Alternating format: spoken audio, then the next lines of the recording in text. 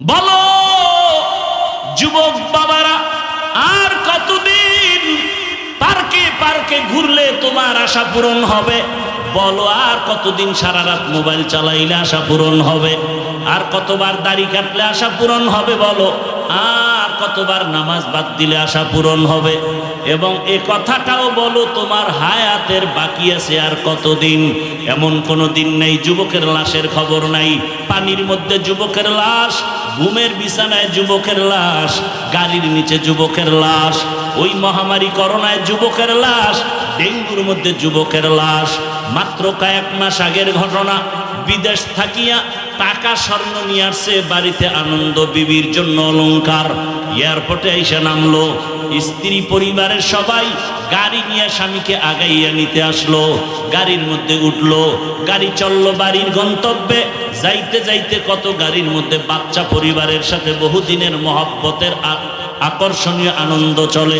আল্লাহর কুদরতের খেলা, বাড়ি যাওয়ার কাছাকাছি গাড়িটা পানির মধ্যে চলে গেল। কয়েকদিন আগের ঘটনা দেখছো রে বাবা। ওই যুবক চোখের পানি ছেড়ে মিডিয়ার সামনে কান্না করে। মানুষ বিয়ে করে না খাইয়াও বউ পোলা নিয়ে থাকে একটা আনন্দ। আমার কপালে সে আনন্দ নাই। টাকা কামাই করার জন্য বিদেশে গেলাম, আজ আমি টাকা আর অলংকার নিয়ে আসলাম, কিন্তু আমার কপাল কেন এত খারাপ? নিজের হাতে আমার বাচ্চাটা মরে গেল চোখের সামনে, স্ত্রীকেও হারাইলাম। এখন আমি কোন ঘরে যাব? আমার ঘর এখন আনন্দ দেওয়ার কেউ নাই, বাতি জানানোর কেউ নাই। ও আমার যুবক বাবারা, সিঙ্গাপুরে যাবে, হয় না ভিসা হঠাৎ করে হয়ে গেল, টিকিটও কেটে ফেললো, আর 5টা দিন পরেই সে সিঙ্গাপুর চলে যাবে। অল্প বয়সের যুবক। 2 দিন আগে এক বন্ধু সকাল 8টায় টেলিফোন করে কয় চল আমরা একটু নাস্তা করতে যাই। যুবক বলে মা আমি একটু বের হচ্ছি। কেন? বলে অমুক বন্ধু আসছে, চায়ের দোকানে যাব। ওই মরণস্রোর নাম কি? বাইকটা নিয়ে বের হইয়া বন্ধুরে পেছনে নিয়ে চায়ের দোকানে যখন চালানো শুরু করলো, এমন ভাবে আঁকা বাঁকা টান দিছে, দেওয়ালের সাথে বাড়ি লেগে জায়গায় বন্ধু পরে মাথায় আঘাত, জাগাত নাই। সিঙ্গাপুর মাওলায় নেয় নাই, একেবারে বাড়ির থেকে আসল বাড়ি পর্যন্ত আল্লাহ টান দিয়া নিয়ে গেল। ও যুবক বাবা, ইদানিং কালে যত লাশের খবর, যুবকের লাশ। মনটাকে একটা কথাই বুঝাও যে আমার মতো যুবক জেনারেল লাইনে থাইকাও যদি স্কুল কলেজে পড়ে নামাজ পড়ে আমি কেন পারি না? চাকরি করে, ব্যবসা করে, কৃষি কাজ করে, শ্রমিকের কাজ করে, আমি কেন পারি না? এখনো সময় আছে, তওবা করো। মানুষের জীবনের সুস্থতার জন্য আল্লাহ একটা ঔষধ দিয়েছেন, রাতের ঘুম। তুমি সেই ঘুমটাকে কেমনে কাটাও? দরওয়াজা জানালা কমপ্লিট আটকাইয়া মোবাইল হাতে নিয়ে জেনা করো সারা রাত। চোখের জেনা, হাতের জেনা, জবানের জেনা, অন্তরের জেনা। রসুলের অন্য নবীর উম্মতের চেহারা শুকার হয়ে যাইত, বানর হয়ে যাইত। তোমারটাও হওয়ার দরকার ছিল। তুমি ঘুম থেকে উঠে দেখার দরকার ছিল তোমার চেহারা বানর। শুধু রসুল আখিরি নবীর উম্মতের বরকতে আল্লাহ পাক এই চেহারা পরিবর্তন করেন না। কিন্তু তুমি কি করো সারা রাত? তোমার চেহারার দিকে তাকাইলে মায়া লাগার কথা লাগে না কেন? তোমার চেহারার মধ্যে আকর্ষণ নাই কেন? নূর নাই কেন? যাদের কলবের চক্ষু খোলা তারা বলে দিতে পারবে তোমার কপালের দিকে তাকায় তুমি রাত্রে কি অপরাধ করেছো। তাহলে তোমার চরিত্র শেষ। অস্ত্র মোবাইল। এই মোবাইলকে কেন্দ্র করে মায়ের সাথে কি পরিমাণ বেয়াদবি করেছো যুবক বাবা, তোমার বিবেকের কাছে প্রশ্ন। বেয়াদবি মাপ চাই, আমি তোমার চরম বন্ধু। এই মোবাইলকে কেন্দ্র করে বাবার সাথে বেয়াদবি, শিক্ষকের সাথে বেয়াদবি, আলেমের সাথে বেয়াদবি। হেদায়েতের মালিক কে? কোন বান্দা? অতএব আমি হাফিজুর রহমানের হাতে হেদায়েতের চাবি নাই। আরে ভাই আমাকে বাদ দাও, আমি তো মানুষই না। আমি মানুষ না, আমি বক্তা হয়েছি ঠিক। মানুষ হওয়া বড় কঠিন, বক্তা হওয়া সহজ, মাওলানা হওয়া সহজ, পীর হওয়া সহজ, ডাক্তার হওয়া সহজ, মানুষ হওয়া কঠিন। তাসলিমা নাসরিন একটা ডাক্তার, কিন্তু মানুষ হতে পারে নাই, কুকুরের থেকেও নিকৃষ্ট। ঢাকা কলেজের প্রফেসর আহমদ শরীফ ঢাকা কলেজের প্রফেসর হয়েও মানুষ হতে পারেনি। প্রফেসর হয়েছে, মানুষ হতে পারেনি। আমি হাফিজুর রহমান বক্তা হয়েছি ঠিক, মানুষ হতে পারিনি। যদি মানুষ হতাম তাহলে চেহারা দেখলে দুইটা কথা বললেই মানুষ চোখের পানি ফেলে দ্রুত গতিতে আল্লাহমুখী হয়ে যেত। মানুষ হতে পারিনি, বক্তা হয়েছি। এজন্য আপনাদের মতের সাথে আমার মত মিলে না। সব একদিকে, আমি একা আর একদিকে। সবাই ছবি তুলতে চায়, আমি এর বিরোধিতা করি। সবাই মোবাইল নিয়ে বাঁচতে চায়, আমি এর বিরুদ্ধে বলি। তা সবার উল্টা হওয়া তো মানে আমি মানুষ হতে পারিনি। আর কেউ বলবে না, বলনেওয়ালা দিন দিন দুনিয়ার থেকে চলে যাচ্ছে, কণ্ঠও বন্ধ হয়ে যাচ্ছে। এই কথাগুলো অনেকের কাছে বিষের মতো লাগে, যে এত রাত্র বসে আছি আপনার বয়ান শুনবে, এগুলো শুনতে আসি নাই, এগুলো বাদ দেন। কেউ আবার বলবে যে জাহান্নামে যায় যাক, আপনার দরকার কি? সমাজে যুক্তিবাদীর তো আর অভাব নাই। না, আপনার থিওরি নিয়ে আমি আসি নাই। আমি আসছি আপনাদের পায়ে ধইরা বয়ান করব, বুঝাবো। দেখিনি আমার বুঝের মাধ্যমে আপনি রসুলের আদর্শের মালা গলায় লাগান। আমি সে তামান্না নিয়ে আসছি। আল্লাহ সবাইকে কবুল করে। কত রাত্র গুনাহ করে কাটাইছেন, ঘুমাননি। আজকের রাত্রটা কি বেহেশতের বাগানে কাটানো যাবে না? না এখানেও কোনো শয়তান আপনাকে আক্রমণ করবে? উঠ। তাহলে শেষ দোয়া পর্যন্ত নিয়ত করা যায় ইনশাআল্লাহ। কাউকে উঠতে দিবেন না, নিজে তো উঠবেনই না, কাউকে উঠতেও দিবেন না। উঠতে চাইলে জায়গা শোয়াই দিবেন, আমি যেন না দেখি। দুই তিনজনে ধৈর্য আস্তে চিৎ করে শোয়া রাখবেন, যে তুই এখানে ঘুমা। আল্লাহ সব ভাইকে হেদায়েতের দৌলত দান করেন। কিছুক্ষণ কথা শোনার ধৈর্য হবে ইনশাআল্লাহ।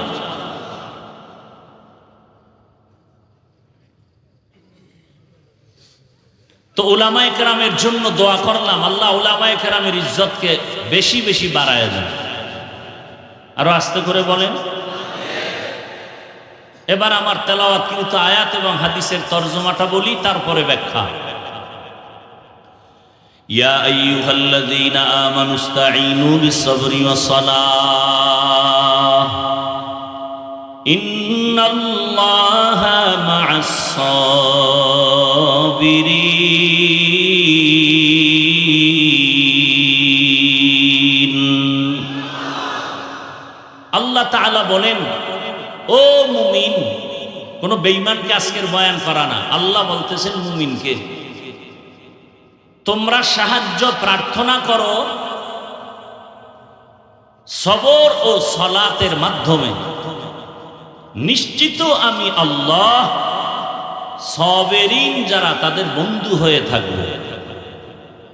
কি বলবেন? নাউজুবিল্লাহ। আয়াতের তরজমা শেষ। হাদিসে রাসূল বলেন, মাইয়ুরিদিল্লাহু বিহি খাইরান ইউসিব মিন। আল্লাহ রাসূল বলেন, যে ব্যক্তি আল্লাহ যাকে বেশি ভালোবাসবেন, মোহাব্বত করার ইচ্ছা করবেন, তাকে মুসিবতের দ্বারা পরীক্ষা নিবেন। মাইয়ুরিদিল্লাহু বিহি খাইরান ইউসিব মিন।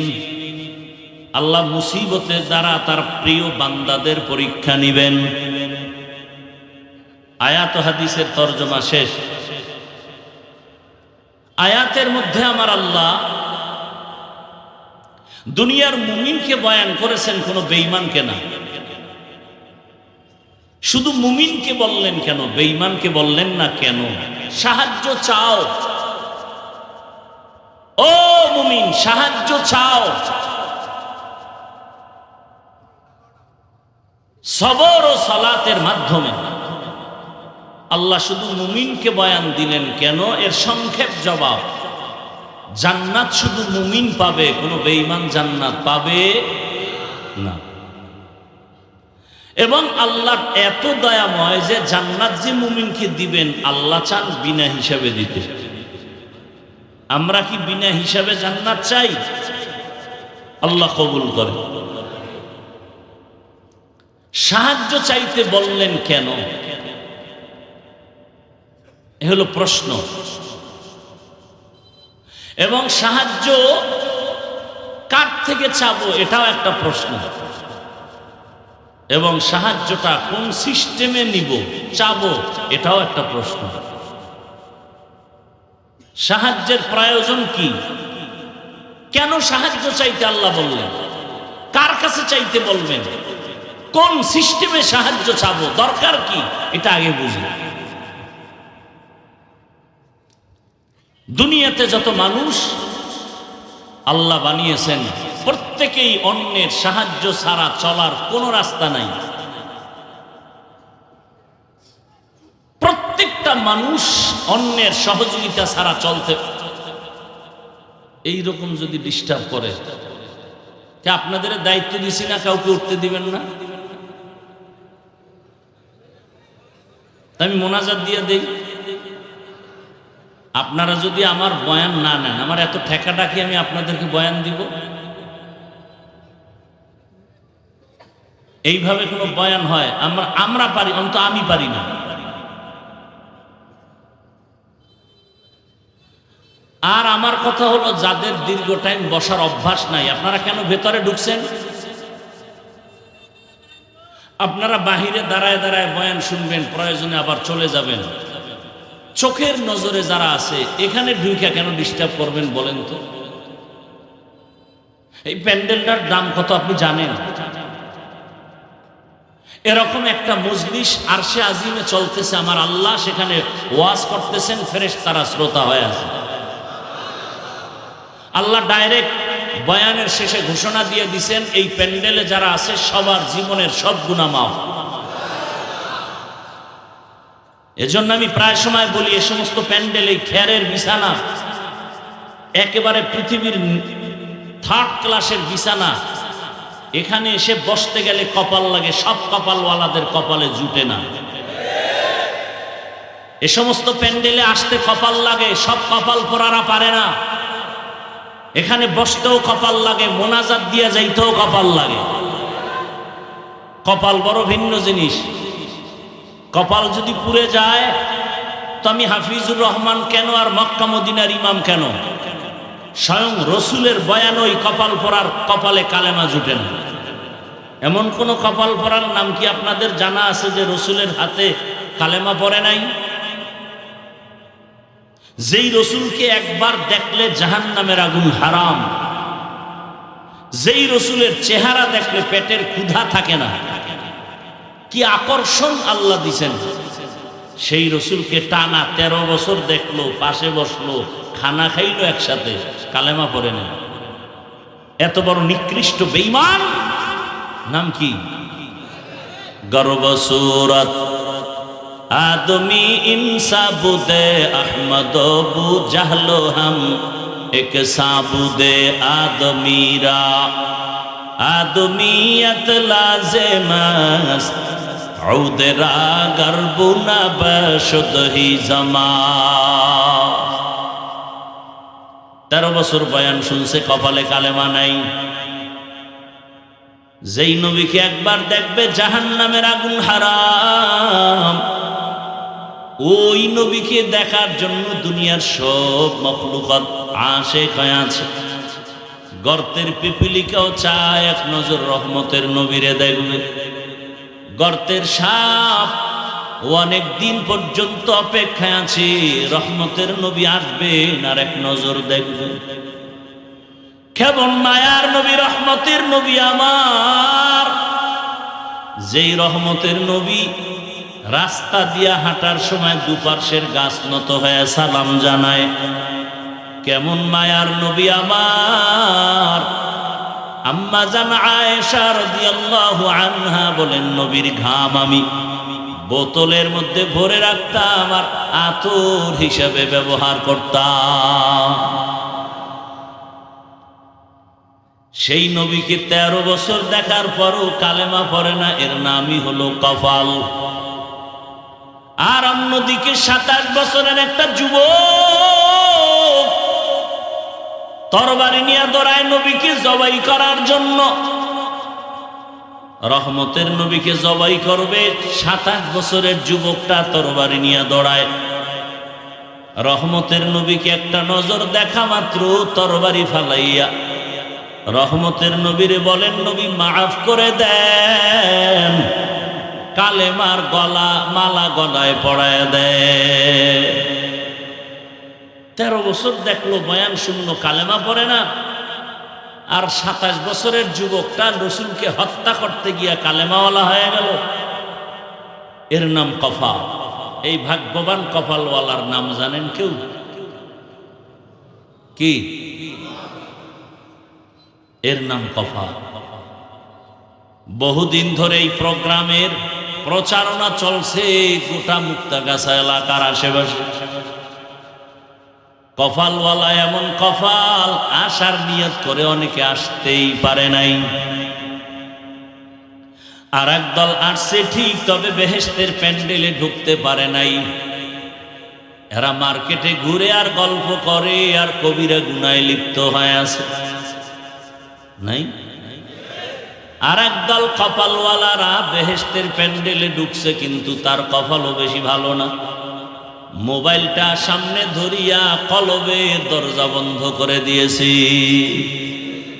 যত বয়ান সব মোবাইলে ঢুকে, কলবে ঢুকে না। বলার দায়িত্ব আমার, মানবেন কিনা সেটা আপনার চিন্তা। আর একদল কপালওয়ালারা ঠিকই বয়ান শুনতেছে, কিন্তু শয়তান ওয়াসওয়াসা দেয়, এত বয়ান শুনে লাভ কি? ওঠ, ঘন্টাকে ঘন্টা বয়ান শুনবে, 10 মিনিটের জন্য ধৈর্য ধারণ করে মোনাজাতটা দিতে পারবে না। কারণ শয়তান জানে বয়ান শুনলে তেমন ক্ষতি হবে না, মোনাজাত দিলে গুনাহ মাফ হবে, আমি ইবলিসের বড় ক্ষতি হয়ে যাবে। এজন্য দেখবেন অনেক কপালওয়ালারা বয়ান শুনে মোনাজাতের আগে চলে যায়। শয়তান ওদেরকে গ্রাস করে ফেলেছে। আল্লাহ হেদায়েতের দৌলত দান করেন। এখনো কি ব্যারাম থাকবে? আল্লাহ সবাইকে কবুল করে। আল্লাহ দুনিয়ার মুমিনকে আল্লাহ সাহায্যের জন্য বলেছেন, অথচ দুনিয়ার কোন মানুষ বেঈমানও বলেন কারো সাহায্য ছাড়া চলতে পারে না। কিন্তু মুমিনকে কেন বলেছেন, বেঈমানকে কেন বলেন না? বলে জান্নাত শুধু মুমিন পাবে, কোনো বেঈমান পাবে না। যদিও হাদিসে পাকে আছে প্রত্যেকটা বান্দার নামে জান্নাতে বাড়ি বরাদ্দ করা আছে। এবার আল্লাহ মুমিনকে জান্নাত দিতে চান, ওই জান্নাতটা তুমি দুনিয়াতে অর্জন করো, বিনা হিসাবে দিয়ে দিব। তবে সাহায্য ছাড়া তুমি দুনিয়াতে চলতে পারবা না। কেন পারবো না? এর 1 নাম্বার কারণ, আমরা বড় দুর্বল। আমরা কি বাহাদুরি দেখাই খুব শক্তিশালী। নিয়ে একটা মশার শক্তি আছে আপনার ভেতরে। এসি মশারি লাগায় ঘুমাইছে, বাতি বন্ধ করার পরে দেখে কানের সামনে মশা গান গাইতেছে। এত আরামের ঘুমটা নষ্ট করলো, এসি মশারিও মানলো না, মাথা গরম হয়ে গেছে, বাতি জ্বালাইছে। মশারির ছিদ্র দিয়া মশা ঢুকলো কেমনে? বাতি জ্বালায় তদন্ত করে যাক, মোটামুটি ঢুকছে কোন দিক দিয়ে বলা যায় না। আল্লাহ কয় ওদিকে তাকায়, এবার নিজের দিকে তাকা। একটা ছোট্ট ছিদ্র দিয়া মশা ঢুকতে পারে না, সে দিয়া ঢুকলো। আর তোর কানের ছিদ্র কত বড়! তোর কানের সামনে মশা ঘুরে একবারও ভেতরে ঢুকে না, তোর বাবায় পাহারা দেয়। একটা মশা যদি কানের মধ্যে ঢুকে যায়, তোর সারা রাতের ঘুম নষ্ট হয়ে যাবে। নাকের মধ্যে যদি একটা মশা ঢুকে যায়, তোর ঘুম নষ্ট হয়ে যাবে। আল্লাহ বলেন, সারাদিন তুই ব্যবসা চাকরি করেছো, আমি ফেরেশতা দিয়া তোর পাহারাদার বানায় দিয়েছি। আতিনা ফি দারে দুনিয়া না হাসান آتنا في دار عقبانا حسن يا غياث المستغيثين اهدنا الافتخار بالعلوم والغنى সাহায্য ছাড়া চলা যাবে? ভালো করে বোঝার চেষ্টা করি। দুনিয়ার সবাই আমরা দুর্বল। আল্লাহ বলেন ওয়া খুলিকাল ইনসানু যায়ীফা, আমি ইনসানকে বড় দুর্বল করে সৃষ্টি করেছি। আমরা মানুষ কেমন দুর্বল! একটা ছাগল বা বকরির বাচ্চা দিয়ে তাকায় দেখবেন, বকরির বাচ্চা যখন দুনিয়াতে আসে ওর আশেপাশে কোনো সহযোগিতাকারী থাকে না, থাকে? আর আপনি আমি যেদিন আসছি, আমার আম্মা জানের কণ্ঠ অনেক চাপায় রাখে পর্দা। আমার আম্মার কণ্ঠের আওয়াজ ঘরের ভেতর থেকে সামনের দরওয়াজায় যায় না, এত পর্দা করে আমার মা। কারণ নারীদের শরীরটা ঢেকে রাখা যেমন ফরজ, ভিন পুরুষের থেকে কণ্ঠকেও ঢেকে রাখা ফরজ। কণ্ঠের আওয়াজ যেন বেগানায় না শুনে, এজন্য হাদিসে স্পষ্ট নিষেধ, কোনদিন যেন বেগানা নারী বেগানা পুরুষের সালাম না দেয়।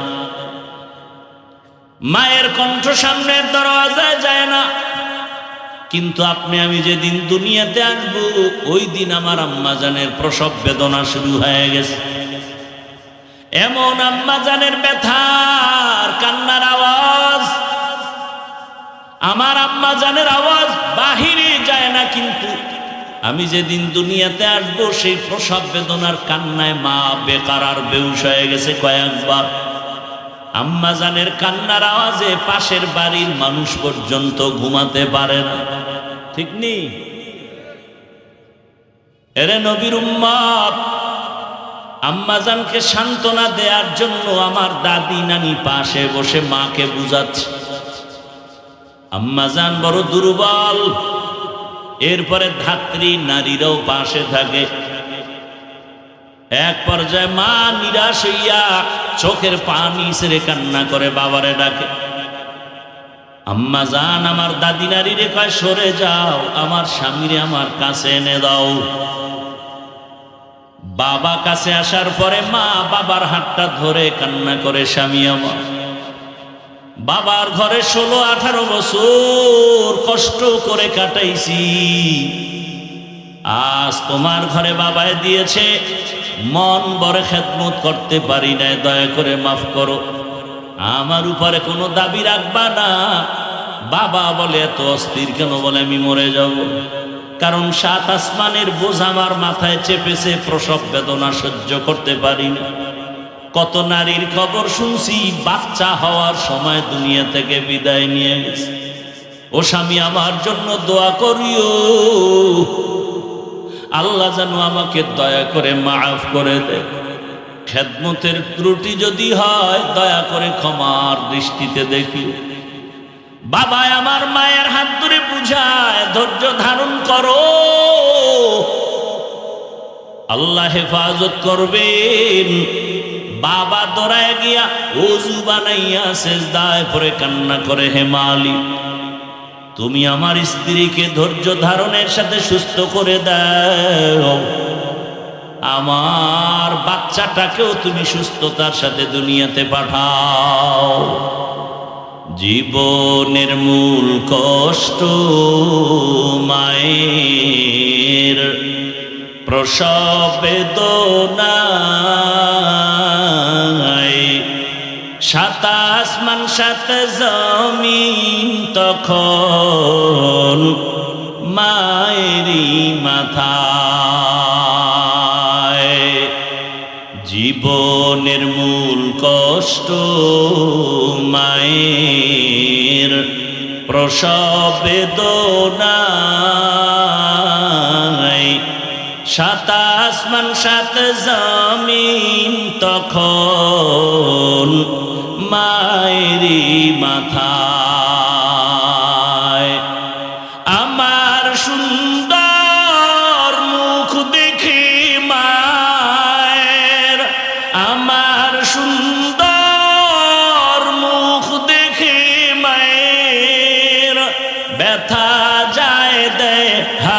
ভাসাইয়া।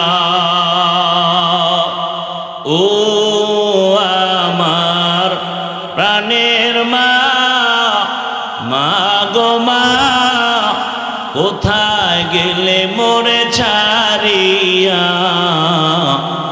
জনম দুঃখী ইয়াতীম আমি, চায় না কেহ ফিরিয়া। আমি যখন ছিলাম আমার মায়ের উদরে,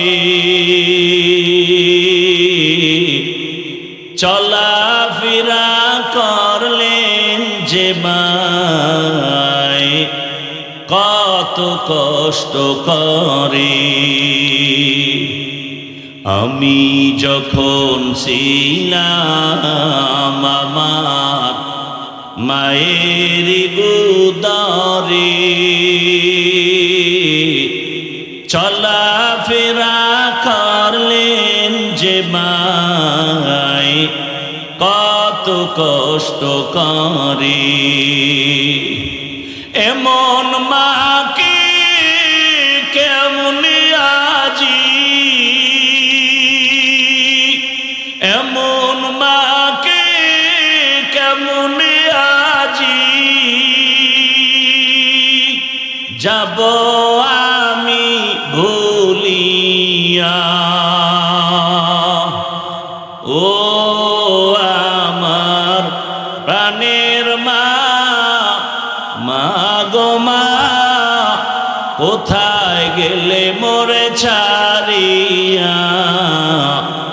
জনম দুঃখী ইয়াতীম আমি, চায় না কেহ ফিরিয়া।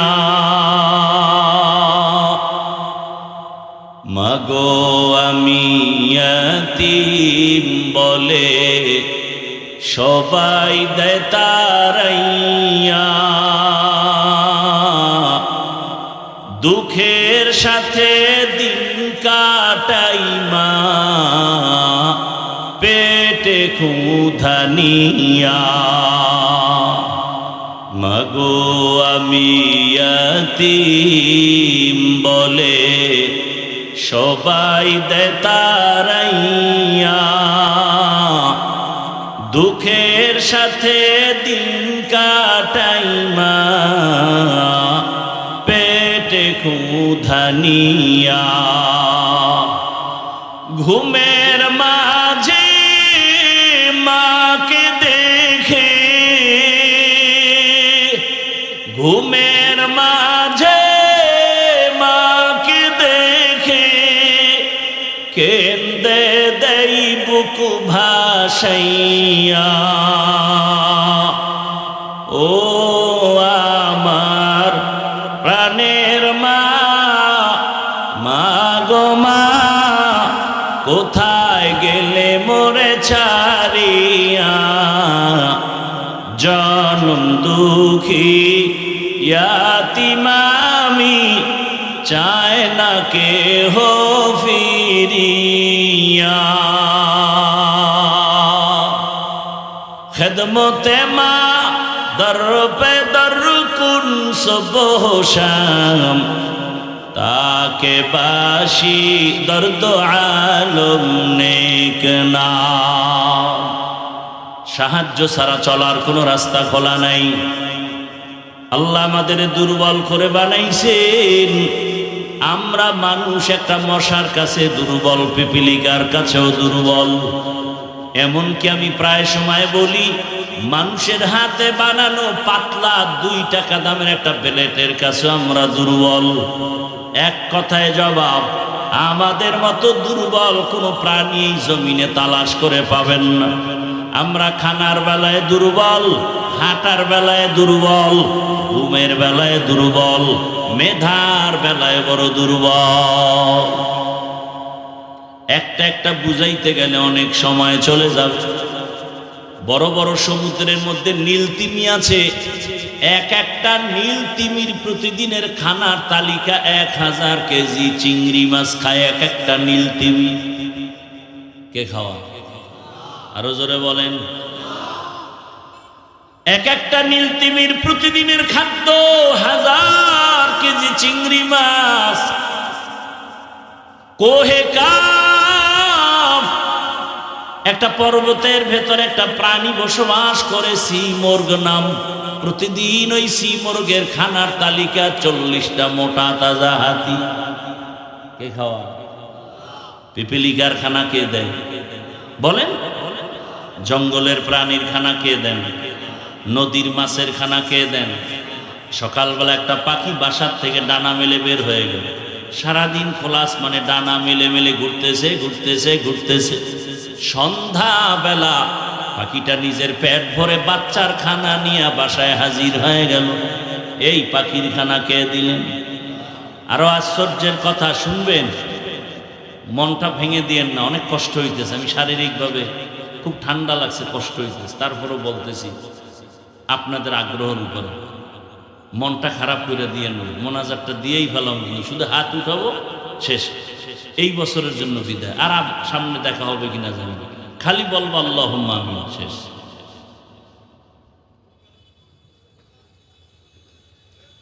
আসলেই যে বলছি কপাল,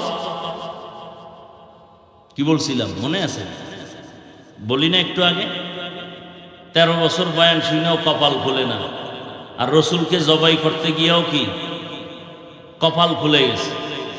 এমন খোঁড়া খুলছে ওমরের কপাল যে ওমর মসজিদে বই একটা আওয়াজ দিছে 2000 কিলোমিটার দূরে ইরানে, সেই ওমরের আওয়াজ সে ডাইরেক্ট শুনে গেছে। এমন কপাল খুলছে ওমরের, তা দিয়ে এখন ওমর চলে, ওই রাস্তায় শয়তান আসে না। একটা যুবক মদের বোতল নিয়ে হাঁটতেছে আর গান গাইতেছে, ওমরের দেখা সেই ভয়। ওমর এখনো নজর দেয় নাই। ওমর আসতেছে, মদ বোতল নিয়ে যুবক কাঁপতেছে। ওমর যদি মদের বোতল পায় তাহলে কোনো কথা নাই, তরবারি রেডি, কল্লা ফালায় দেয়, কথার আগে তরবারি। কি পাওয়ার আল্লাহ ওমরকে দিছেন! শয়তান ওমরের ভয় পায়। এখন যুবকের চোখে চোখে পড়ে গেছে, মদের বোতল ফালাইয়াও দিতে পারে না, ওমর দেখে বলাইছে। যুবক কি করবে? মনে মনে আল্লাহরে ডাক দিয়েছে, মাওলা তুমি ওমরের হাত থেকে আমাকে বাঁচাও, আমি আর জীবনে মদ পান করব না। ওমর আইসা গায়ে, তোর হাতে কি বোতল, দে। ও তো কাঁপতেছে, গায়ে কাঁপো কেন, দে। যুবক তো খাঁটি তওবা করে ফেলছে। বোতলটা ওমরের হাতে নিয়ে উপরে উঠায় তাকায় দেখে 1 ফোঁটা মদ বোতলে নাই, টোটাল বোতলটা সাদা দুধে ভরা। খাকো বাদো আবো আতিশ বান্দা বামানে তু মুর্দা বা হক জিন্দা। ঘুমে ধরছে আপনাদের? আমি জানি জাতি সারা রাত মোবাইলের হক আদায় করে ঘুমায় না, সারা রাত গুনার প্র্যাকটিস চলে ঘরে ঘরে। আল্লাহ হেদায়াত দান করুন। আল্লাহ তাআলা আমাদেরকে খানার বেলায় দুর্বল করে বানাইছেন, মেধার বেলায় আমরা বড় দুর্বল। দেখেন, আমি বয়ান করি ঠিকই, কিন্তু যদি আমাকে কোনো মাসআলার ফতোয়া জিজ্ঞাসা করেন, বলবা আমি পারবো না, মুফতি সাহেবের কাছে যাও। ঠিক নি? মুফতি সাহেব ফতোয়া দিব, এই কাম আমার না। তাহলে আমি যত মেধা সম্পন্ন হই না কেন, মুফতি সাহেবের কাছে আমি দুর্বল আছি না নাই? MBBS ডাক্তারের সার্টিফিকেট নিয়ে সবাই বসছে, এক একজন এক এক সাইড। মেডিসিনের ডাক্তারের কাছে গিয়া যদি কোন স্যার আমার কানের মধ্যে সমস্যা, কয় নাক কান গলার কাছে যা। আমি ভাবি নাক কান গলাওয়ালা ভাই, তুমি আমার পেটের লিভারের চিকিৎসা দাও, বলে আমি পারবো না, এই বিষয় বিশেষজ্ঞ আর একজন। দুনিয়াতে আমরা মেধার বেলায় দুর্বল, খানার বেলায় দুর্বল। অর্থাৎ দুনিয়াতে যত দুর্বলতা আছে সব আমার মধ্যে আছে। আল্লাহ তাআলা বলেন, তোমারে দুর্বল করে বানাইছি আমি। এরপরে তুমি জান্নাতের পথে যদি আগাইতে চাও, ওই দুর্বলতা নিয়ে আগাইবা তো পারবা না, কারণ তোমার পেছনে আবার 3 দল শয়তান আছে, তোমার পেছনে টানে জান্নাতে যাইতে দিবে না। একদল মানুষ শয়তান, আর একদল জিন শয়তান, আর একটা হলো নফস শয়তান, যেটা বডির মধ্যে কাজ করে। এই 3 শয়তান আমাকে ধোঁকা দেয়, ওদিকে আমি নিজেই সৃষ্টিগতভাবে দুর্বল। আবার যেই দুনিয়াতে আমি চলে জান্নাতের পথে আগাবো, সেই দুনিয়ার পরিবেশটাও বড় খারাপ, দুনিয়ার পরিবেশটাও বড় দুর্বল। ডানে গুনাহ, বামে গুনাহ, সামনে গুনাহ। ঘর থেকে বের হব গুনাহ, ঘরের মধ্যে গুনাহ, কানের মধ্যে আওয়াজ আসে গুনার আওয়াজ, চোখের সামনে গুনাহ। এত কিছু ট্যাকেল দিয়া সামনে জান্নাতের পথে আগানো আমি দুর্বলের দ্বারা সম্ভব না, অন্যের সাহায্য নিতেই হবে। এই হলো একটা আল্লাহর দিকে বুঝ। আর একটা বুঝ কি? আর একটা দুর্বলতার বুঝ হলো দুনিয়াতে প্রত্যেকটা মানুষ সামাজিকভাবে একে অপরের কাছে দুর্বল। চলতেই পারি না, আমার কাছে টাকা আছে, ঘরে চাল নাই। চাল কই? কৃষকের কাছে। কৃষক মানুষ মনে করেন খুব নিম্নের মানুষ, চাষিদেরকে খুব দুর্বল মনে করে। ও কয় বড় লোক, তুমি যতই বাহাদুরি করো, তোমার পকেটের টাকা আমাকে দাও তো আমার চাল তোমার ঘরে যাবে, না হয় যাবে না। কি তাহলে বড় লোক যতই বাহাদুরি করি, আমার টাকার বাহাদুরি চলবে না। আমি চালওয়ালার কাছে দুর্বল, মাছওয়ালার কাছে দুর্বল। 200-400 হাত পানির মধ্যে গিয়া যদি জেলেরা ইলিশ মাছের জাল না ফেলায়, এই জাতির কপালে ইলিশ মাছ কখনো জুটবে না।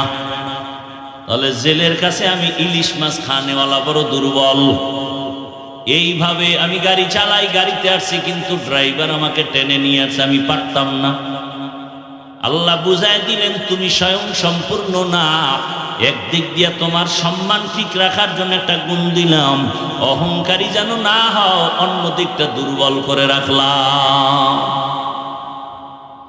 তুমি দুনিয়াতে সম্মানে বেঁচে থাকতে একটা গুণ দিলাম, এই গুণ হইয়া তোমার গুণে গুণান্বিত হয়ে যেন তুমি অহংকারী হয়ে না যাও, এজন্য আরেক সাইড দুর্বল করে দিল। আল্লাহ ব্যালেন্স করে দিয়েছেন আমাদের জীবনকে। ভাইরা আমার, জীবন বড় বিপন্ন আমার। এই দুর্বলতার মধ্যে তুমি যদি আগাইতে চাও, অন্যের সাহায্য নিবা।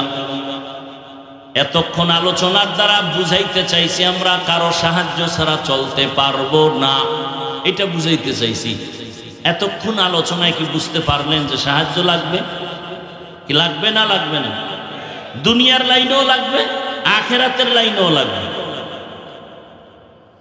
একজন ভালো ডাক্তার হতে হলে লেখাপড়া শুধু সার্টিফিকেট যথেষ্ট হবে না, বড় এক অভিজ্ঞ ডাক্তারের কাছে গিয়ে প্র্যাকটিক্যাল ট্রেনিং নিতে হবে। দুনিয়ার লাইনেও দুর্বল, আখেরাতের লাইনেও দুর্বল। এখন অন্যের সাহায্য ছাড়া চলা যাবে না। অন্যের সাহায্য কার থেকে নিব? যার মধ্যে 3টা দুর্বলতা নাই, তার থেকে সাহায্য চাইলেই পাওয়া যাবে। 1 নাম্বার, যার মধ্যে কোনো পিছুটান নাই। 2য় দুর্বলতা, যার কোনো অভাব নাই। 3য় দুর্বলতা, যার কোনো স্বার্থ নাই। এই 3টা দুর্বলতা যার মধ্যে নাই, তার থেকে তুমি চাইলেই পাওয়া যাবে। এবার দুনিয়া তালাশ করে দেখলাম, পিছনে টান নাই এমন কোনো মানুষ নাই। প্রত্যেকটা মানুষের পেছনে টান, মা টানে, বাবায় টানে, সন্তান, স্ত্রী, পরিবার। পিছনে টান নাই এমন কোনো মানুষ নাই। 2 অভাব। দুনিয়াতে অভাব ছাড়া কোনো মানুষ নাই। বলে কেমন? যে যত বড় টাকাওয়ালা তার অভাব তত বেশি। গরিবের অভাব 100 টাকায় সমাধান হয়, বড় লোকের অভাব 1,00,000 টাকায় সমাধান হয় না।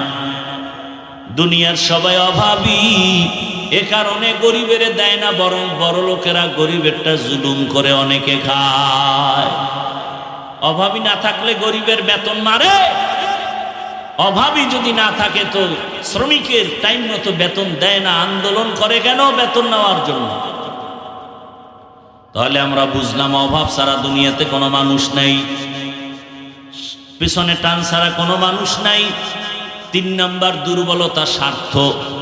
দুনিয়াতে তালাশ করে দেখেন স্বার্থ ছাড়া কোনো মানুষ আসেনি।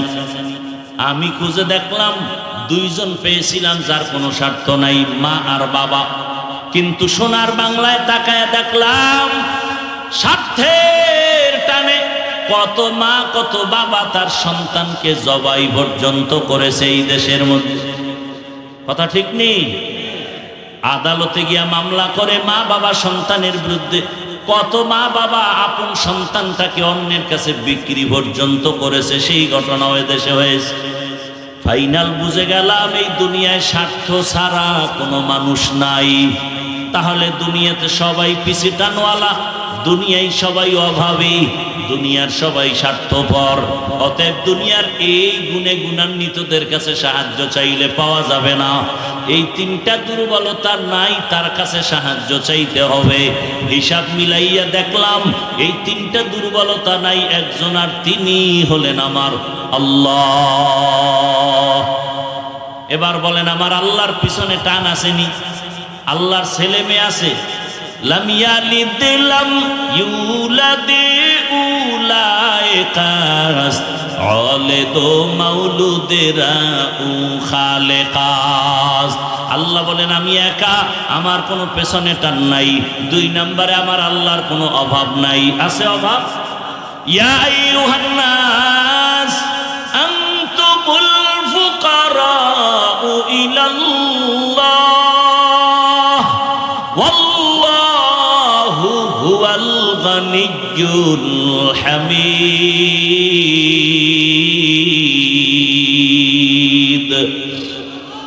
गर तवक्कुल मी कुनिहार सुबह शाम मेरा सानद रिज़्क़ तू अज़ला मकाम जुज़्बा हक़ची ज़े मखाज़ इंसो जा फज़ले उआ मस्ते दर जुमला जहा। ময়মনসিংহ এলাকায় বিশেষ করে মুক্তাগাছা থানায় আমার জানা মতে কোনো গ্রাম বাদ আছে কিনা যে আমি বয়ান করি নাই। সপ্তাহে মুক্তাগাছা ঘুমাইতাম আর প্রতিদিন এক দুইটা বয়ান করতাম। তখন আমি ছাত্র। এরপরে আস্তে আস্তে ব্যস্ততাও বেড়ে গেলে আসি না। এই সমস্ত অঞ্চলগুলোতে আসলে মনের আবেগ নিয়ে আসি, কিন্তু মানুষের মন বোঝা বড় কঠিন। এই জন্য চেষ্টা করি না আসার জন্য। কারণ এখন মন কিভাবে রক্ষা করব সেই মেডিসিন আমার জানা নাই। কি বয়ান দিলে এরা বসে থাকবে, কি বয়ান দিলে এগো তৃপ্তি হবে, এই মেডিসিন তো আমার জানা নেই। বাট আমাকে যদি বলে দেওয়া হয় যে এই লাইনে আপনি কথা বলেন, তখন কিছুটা অনুভব হবে, বুঝতে পারবো যে এই লাইনে বয়ান লাগবে। হ্যাঁ, জীবনটা বড় কষ্টের তো বাবা। লেখাপড়া করছি বড় কষ্ট করে, আর এই স্টেজে উঠছি বহু আল্লাহওয়ালার থাপ্পড় খেয়ে, লাথি খেয়ে। তারা কেমন ছিলেন জানেন? বয়ান যখন তারা করতেন, মাঠের মধ্যে গলা কাটা মুরগির মতো মানুষ লাফাইতো আর চিল্লাইতো। আল্লাহর কসম করে বলতেছি, আমরা তাদের লাথি খাইয়ে এখানে আসছি। বয়ানের টাইমে কেউ পান খাবে, স্টান উঠায় তার মাথায় বাড়ি মারত। এরকম আল্লাহর ওলিদের লাত্তি খেয়ে থাপ্পড় খেয়ে এখানে আসে। এজন্য কোরআনের বয়ান চলবে আর আপনি চা পান করবেন আর পান খাবেন, এটা বরদাস্ত করতে পারি না। লড়াচড়া করবেন না, সে বয়ান তো করি না যে জিকিরে লাগায় আমি একটু চা খাবো, আমিও তো খাই না। বয়ান চলতেছে, ধারাবাহিক চলতেছে, একটা মানুষ চোখ ডানবাম করার সুযোগ নাই। এজন্য একজন আল্লাহর বড় বুজুর্গ বলছেন, বয়ান ওয়াজ হওয়ার জন্য দুই পুঁজি লাগে, নাইলে ওয়াজ হয় না, শুধু আওয়াজ হয়। আওয়াজ এক পুঁজি আল্লাহর রহমত, আর এক পুঁজি উপস্থিত শ্রোতাদের একনিষ্ঠ আকর্ষণ আর দিলের মোহাব্বত। এই দুই জিনিস থাকলে ওয়াজ হয়। আর সেই ওয়াজে কলবের মধ্যে গিয়া আসর করে, বাড়ি মারে, আর চোখ থেকে পানি আসে।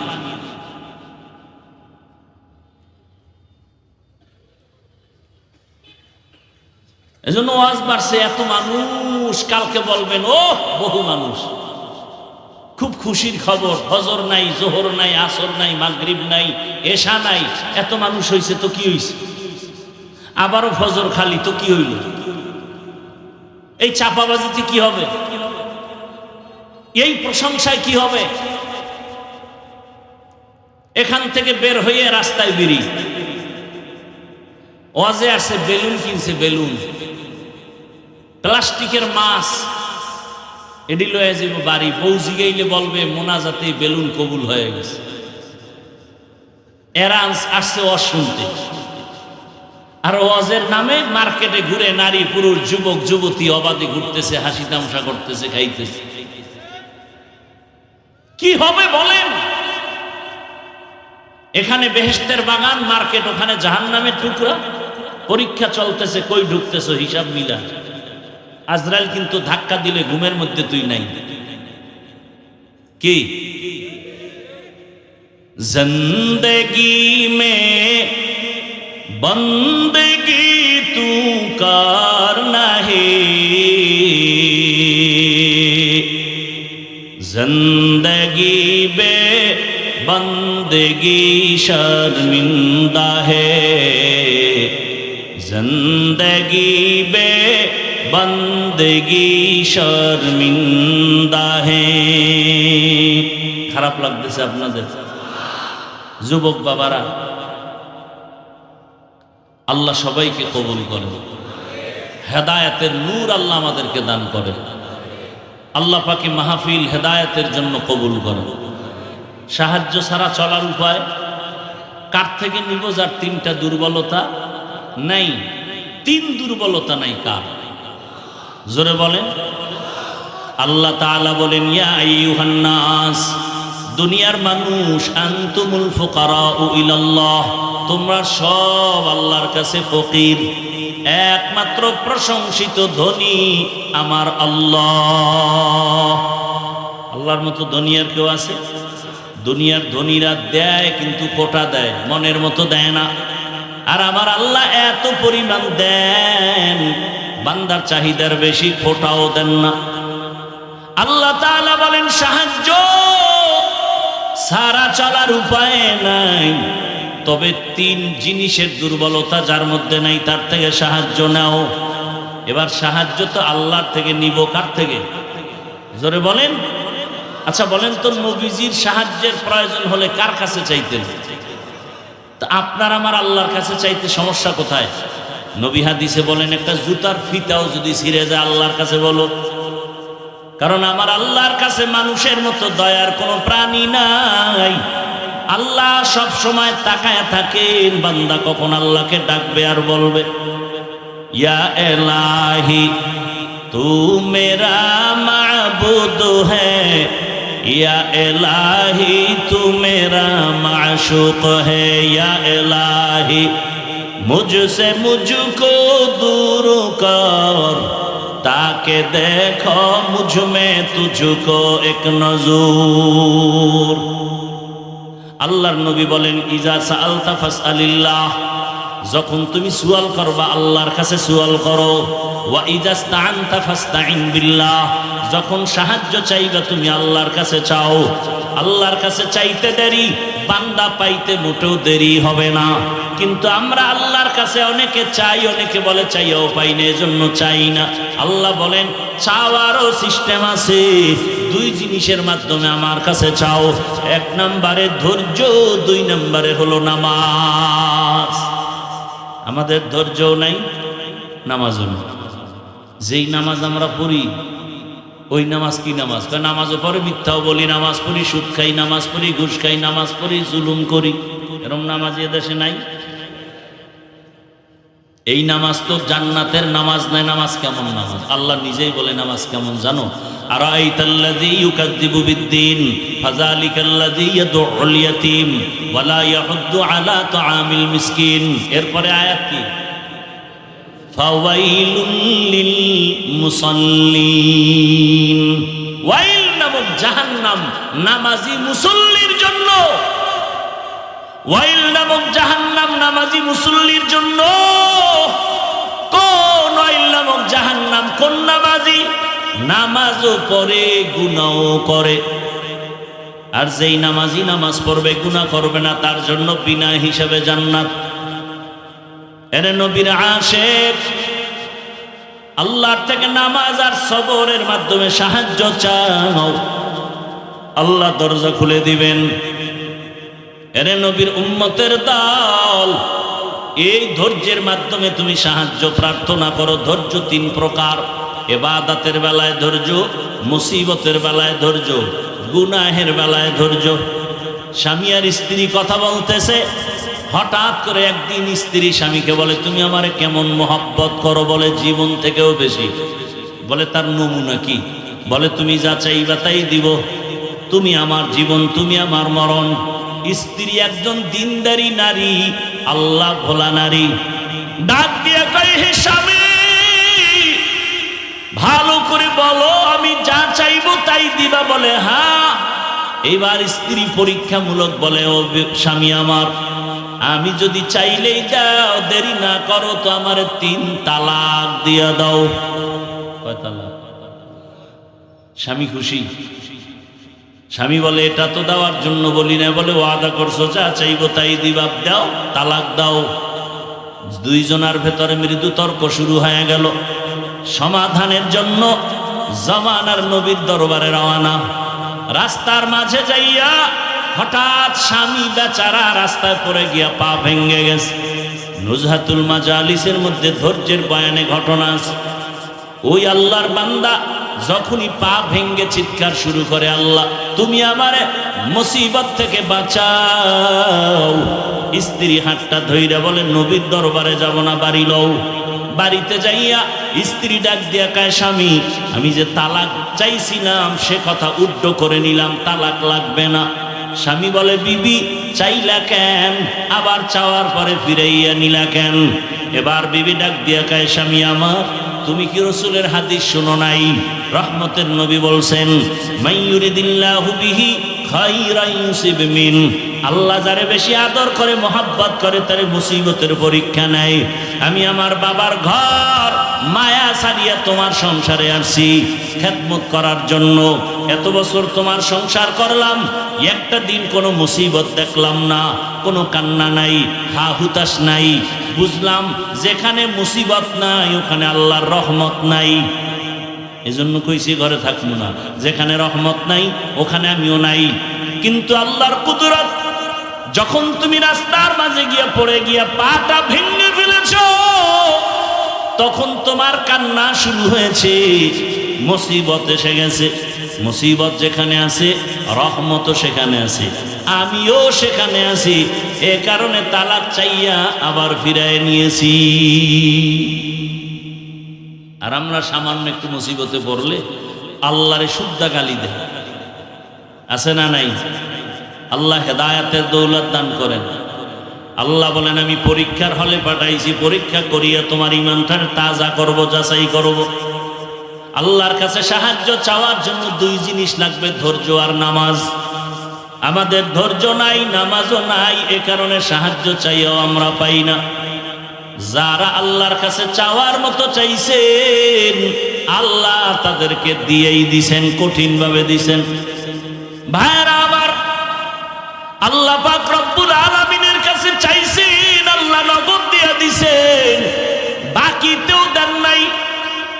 এ দুনিয়ায় আল্লাহর এক বড় দুশমন, নাম হলো ফিরআউন। জানেননি তার স্ত্রীর নাম কি? জোরে বলেন। ও আম্মা জানেরা, ও আমার কলিজার যুবক বাবারা, বৃদ্ধ বাবাজিরা, ভালো করে শুনে নাও।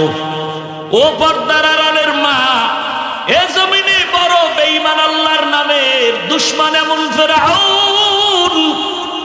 কোরআনে যেই ফেরাউনের এত নাম চলে আসছে, এই ফেরাউনের স্ত্রী আসিয়া এত বড় বেঈমানের ঘরে সংসার করতে গিয়া আল্লাহ তাআলা আসিয়ার এমন ভাবে কবুল করে ফেললেন। আসিয়ার ব্যাপারে রহমতের নবী বলেন, কিয়ামতের দিন জান্নাতে আসিয়ার সাথে আমি মুহাম্মদের বিবাহ হবে। আরো আস্তে করে বলেন, কেমন নারী! ও পর্দার আড়ালের মা বোনেরা, ও আম্মা জানেরা, আপনাদের মতো কত মা এই এলাকায় এখনো আছে, বেপরদায় চলে না, নামাজ ছাড়ে না, মোবাইলে সময় নষ্ট করে না, স্বামীর মাল খেয়ানত করে না। আম্মা জানেরা, আপনারা কি পারবেন না একজন ভালো নারী হবেন?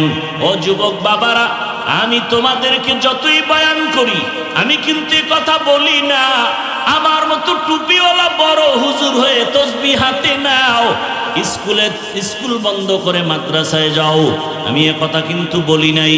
আমি অন্তর থেকে বলি, আমার দেশে মাওলানা মুফতি মুহাদ্দিসের অভাব নাই, আমার দেশে আদর্শ ডাক্তারের দরকার, আমার দেশে আদর্শ ইঞ্জিনিয়ারের দরকার, আদর্শবান ডিসি এসপি ওসির দরকার। আজ আমার দেশের প্রত্যেকটা থানা জেলার ওসি ডিসি এসপি যদি 5 বেলার নামাজি হতো, কোরআনের বয়ান চলতো, কোনো সুদখোরের থেকে অনুমতি নেওয়ার প্রয়োজন হতো না। অতএব তুমি ডাক্তার হও, দোয়া করি, ইঞ্জিনিয়ার হও, প্রফেসর হও, কিন্তু আল্লাহর মোহাব্বত নিয়ে নবীর আদর্শের মালা গলায় লাগাও। তোমার মতো যুবক তোমাদের চোখের সামনে কি নাই? স্কুলেও পড়ে, কলেজেও পড়ে, নামাজও পড়ে নাই? বলো তুমি কেন পারবা না রে বাবা? তোমার মতো কত যুবক র্যাব, আর্মি, পুলিশ, বিডিআরের চাকরি করে, নামাজ ছাড়ে না। তোমার বিবেকটাকে জিজ্ঞাসা করো, তুমি কেন পারবা না?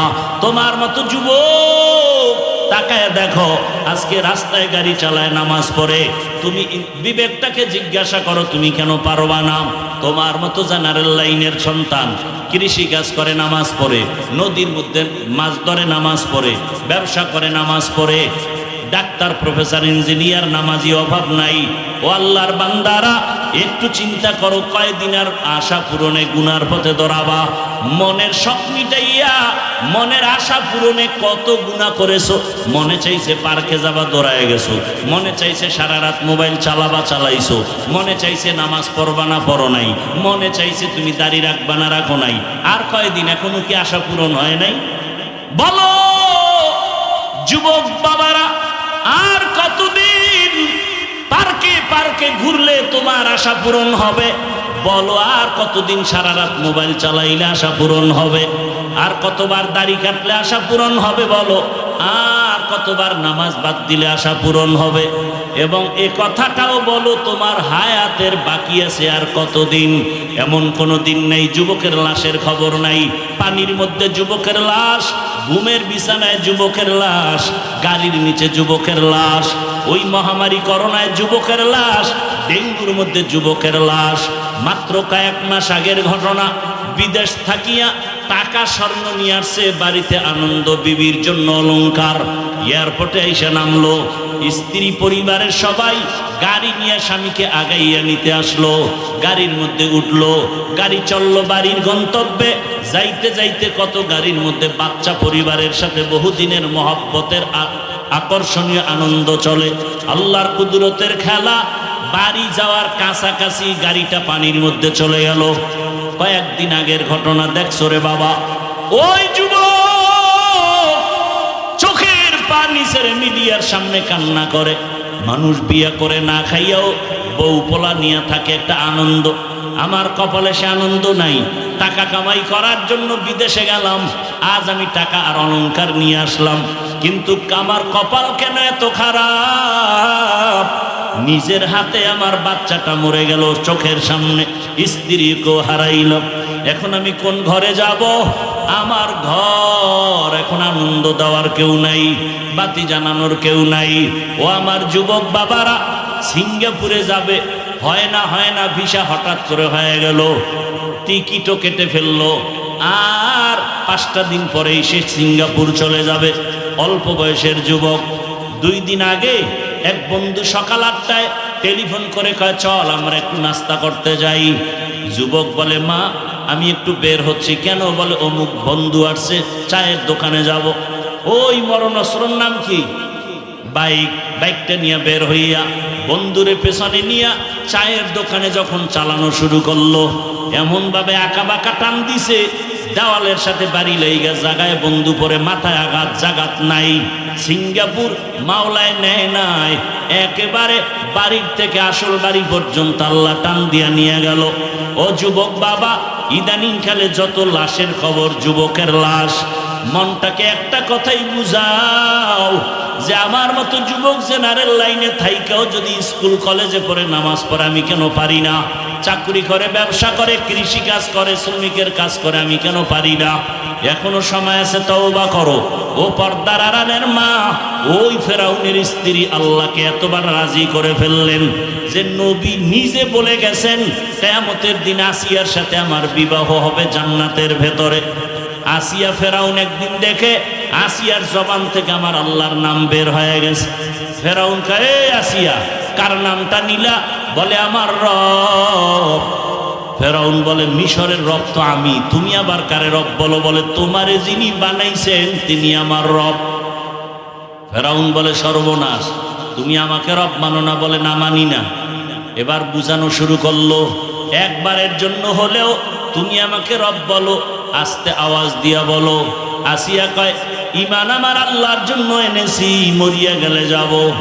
আমার আল্লাহ তো এমন দুর্বল না যে তোমাকে আসতে বললে শুনবেন না। আমার আল্লাহকে আর ফাঁকি দেওয়া যাবে না। ফেরাউন সোজাভাবে যখন পারে নাই, এবার বাঁকা হইয়া খানা বন্ধ, ঘুমের বিছানাও নাই, কষ্ট দিতে দিতেও ফেরে না। এক পর্যায়ে ফেরাউন সিদ্ধান্ত নিল আসিয়াকে শুলিবিদ্ধ করে ফাঁসির মঞ্চে মেরে ফেলা হবে। ঘোষণা হয়ে গেল আসিয়ার ফাঁসি হবে অমুক দিন। মিশরের ময়দানে হাজারো লাখো মানুষের সমাগম হয়ে গেল।